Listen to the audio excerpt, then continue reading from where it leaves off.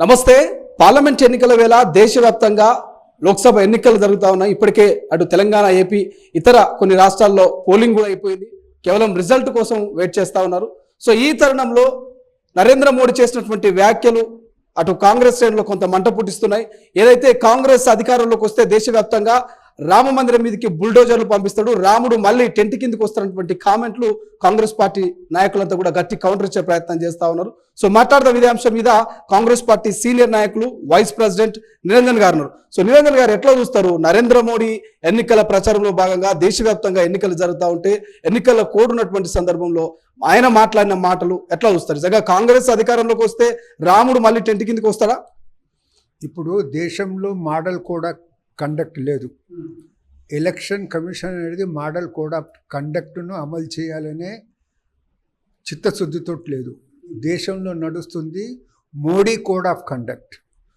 అంటే election commission Modi ఏది మాట్లాడితే అది సై అనే పద్ధతులను పోవటం జరుగుతుంది. మోడల్ కోడ్ ఆఫ్ కండక్ట్ ప్రకారం మతం పేరు తీసుకొని మాట్లాడవద్దు, ఒక మందిరం కానీ మస్జిద్ కానీ వాటిని అనేది ప్రచార అస్త్రంగా ఉపయోగించుకోవద్దన్నమాట స్పష్టంగా మోడల్ కోడ్ ఆఫ్ కండక్ట్లో ఉన్నది. అది అయిన తర్వాత కూడా మోడీ అట్లా మాట్లాడుతున్నాడు. ఇప్పుడు వారణాసిలో వారణాసిలో నామినేషన్ వేసినాడు 14 తారీఖు. ఆనాడు మాట్లాడిన తీరుకు మళ్ళా నెక్స్ట్ డే బాంబేలో నుంచి ఆయన అయితే ప్రచార సభలోనో అది మాట్లాడిన తీరులో ఏం మార్పు అనేది లేకుండా పోయింది. ఆయన ఏమంటుండు, కాంగ్రెస్ ఎస్పీ వస్తే ఏది రామ మందిరం మీద బుల్డోజర్ నడిపిస్తాడన్నమాట. మనం అసలు ప్రజలు ఎవరైనా నమ్ముతారా? అసలుకులే ప్రజలకందరికీ తెలుసు, ఆయనకు కూడా తెలిసే ఉంటుంది, కానీ పబ్లిక్ను మభ్యపెట్టే ప్రయత్నం చేస్తున్నాడు ఆయన. అసలుకులే రామ మందిరానికి బాబ్రీ మస్జిద్ తాళాలు అనేది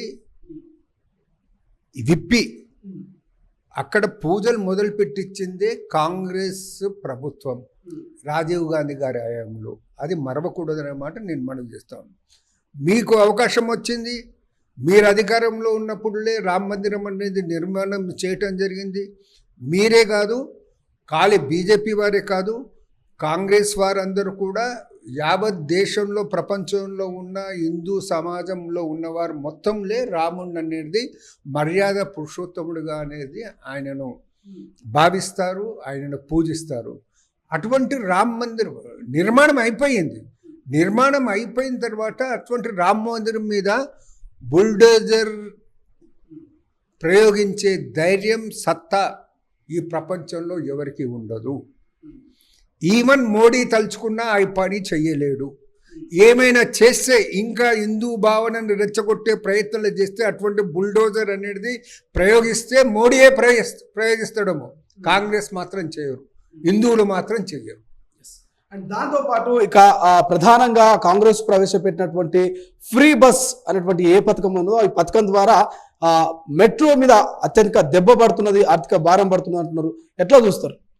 ఇది ఒక సంక్షేమ పథకం. మేము అసెంబ్లీ ఎన్నికలకు ముందు 6 గ్యారంటీలను ప్రకటించడం జరిగింది. అందులో ఆల్మోస్ట్ 5 గ్యారంటీలు అనేది అమల్లోకి తీసుకురావటం జరిగింది. ఇంకొక గ్యారంటీ ఆగస్టు 15 నుంచి వరకు చేస్తామనే మాట చెప్పారు మా ముఖ్యమంత్రి గారు రేవంత్ రెడ్డి గారు చెప్పడం జరిగింది. ఒకవైపు ఏమో బీజేపీ వారు ప్రశ్నిస్తుంటారు, గ్యారంటీని అమలు చేస్తలేరనే మాట మాట్లాడుతుంటారు. ఇప్పుడు అమలు చేసిన గ్యారంటీ మీద మీ మోడీ ఏమో, మీ ప్రధానమంత్రి మోడీ ఏమో దాని మీద విమర్శిస్తాడు.